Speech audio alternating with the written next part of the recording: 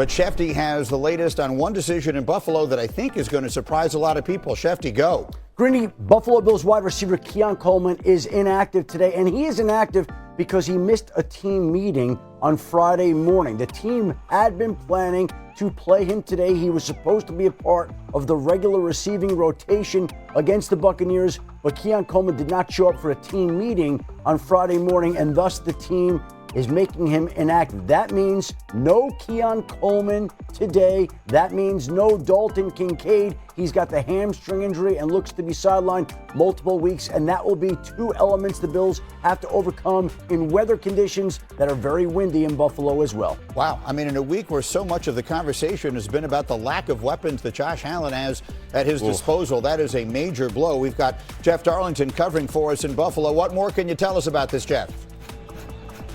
Well, that's exactly right, Greeny. This is just one more blow to an offense that's still sort of searching for its identity. You heard Schefter also mention Dalton Kincaid being out of this game. He is the leading touchdown catcher of this team and the leader when it comes to receiving yards per game. So that actually probably the bigger hit for this team. By the way, Khalil Shakir, another wide receiver, has been limited this week as well. And that is not even really the biggest storyline here, and that is the fact that James Cook last week against the Dolphins in that loss was only able to garner 53 yards on 13 carries. This team knows they have to get Cook going again. They live and die by that running game, and it just wasn't there against the Dolphins. Sean McDermott saying this week that he has to view that as a learning experience as they move forward. But the Bills are not the only team dealing with adversity. Also, the Buccaneers coming off a loss of their own in which they gave up 2 rushing touchdowns over 50 yards. And in that game, the day after on Monday, Todd Bowles having players stand up. He wanted them all to be accountable when it comes to that play. And by the way, things are now toppling over here on set, which brings me to my final point, and that is the wind here today. The feels like temperature here in Buffalo is 20 degrees. The wind is howling. I am cold. Yes, the temperature says 40 degrees. That is not real. The real feel, Greeny, is like 20 degrees, and it is cold, and it is going to impact this game. So it's just an average day in Buffalo then, huh? 23 miles an hour. You see that? Darlington is so right soft. of your screen. He's so soft. It's always windy in Buffalo. It is always cold and windy in Buffalo. Jeff is a guy from Florida, so the temperature hits a little different for him. But Love you, Jeff, but you're soft. Let's get serious and get back to the point here. Keon Coleman, this is a significant blow for an offense that already missing Dalton Kincaid. So now, Alex, you're Josh Allen. The world is already questioning whether you have enough guys to help you with. What does this mean for him today against a Todd Bowles defense? Yeah, the supporting cast that Josh Allen has, especially on the outside, is really limited. And now Keon Coleman out. That will play big today.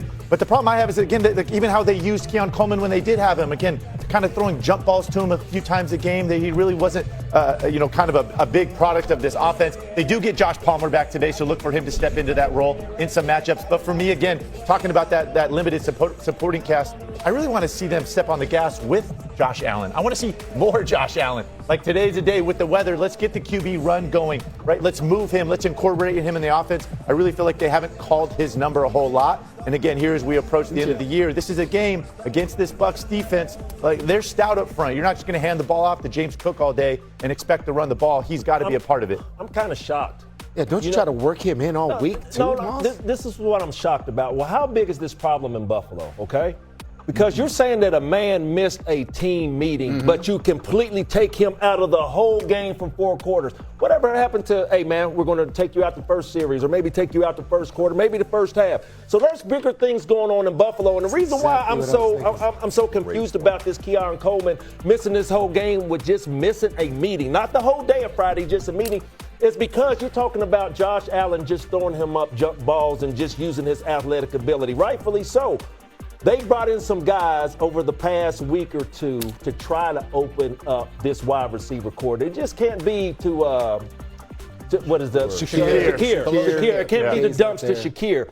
So, when I'm looking at Josh Allen in this Bills offense, Josh Allen, 4 interceptions in the red zone. That leads the National Football League. So Where's the outside weapons? Where's the outside production's going to come from? Was it Knox? No, Kincaid. I think he's hurt today, right? Yep. So I just think for me that this problem with a guy like Keon Coleman that you drafted, last year, moved up. I think he was a second-round pick. Yes. Something like that. So for a guy to miss a meeting and not the whole day, and now you're sitting him out the game, this problem is bigger. I just want to see in the red zone, he was a target to throw the jump ball to. You have 4 interceptions. Who's going to be the guy that worked the red zone for Josh Allen? I love the fact that you talked about it right there. That's the tip of the iceberg. There's no way it's just an isolated case here. Is it with the individual or is there several more individuals? I don't know, but Mosh, you killed it, because no way, if it's just missing one meeting, all right, do you take this guy out? No chance. So there must be a bigger issue there, and that's a great point, Randy. Now, I want to talk about something else that you mentioned, all right? You talked about the red zone interceptions. This guy used to be, in my opinion, you called him Superman, the best red zone quarterback in the history of football. So what's going on here? I don't think it's just in the red zone. Look, last year, Josh Allen got sacked on 2.6% of his passes. 2.6. That's really good. He had 24 throwaways. This year, all right, 6.5% of the passes he's getting sacked. He only has 6 throwaways. That tells me he's trying to wait for guys to come open and taking more sacks than just throwing the dang ball away. All right? I don't think he has the fantasy type decisions, important things we've just covered in the last few minutes. Keon Coleman not playing for the Bills today. Windy in Buffalo, windy in Pittsburgh. Make your decisions accordingly. In the meantime, in Buffalo, there is a tradition unlike the Bills offense is looking for a bounce back in a big way today when they host the Bucs. After managing only 13 points in Week 10 against Miami, a paltry performance that caused Sean McDermott to publicly back his offensive coordinator, Joe Brady. And for Josh Allen, taking care of that football against the Todd Bowles defense will be a priority. In all 3 of Buffalo's losses this season, Allen has had multiple turnovers.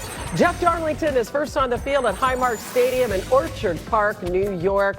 Bills have won 5 straight division titles, but they're looking up at the Patriots right now. JD, what's their point of emphasis going into this matchup today? Well, Hannah, that's a great question, because we've got adversity on both sides here for the Bills and the Bucs. And that point of emphasis for the Bills will be getting James Cook going again in the run game. This is the NFL's leading rushing attack, but last week against the Dolphins, they hit a snag. Cook with just 53 yards on 13. McDermott saying that this is a learning experience, that they know that James Cook is sort of the leader of this offense and they need to get him going once again. Dalton Kincaid, the tight end, will be out of this game, putting even more emphasis on that running game. Now for the Bucs, this is what makes it especially interesting. Todd Bowles really putting it to his players this week in team meetings, pointing out that they gave up too many big plays, the kind of big plays that James Cook wants in this game. 2 rushing touchdowns last week that they gave up of more than 50 yards. Bowles telling his players that that is not acceptable.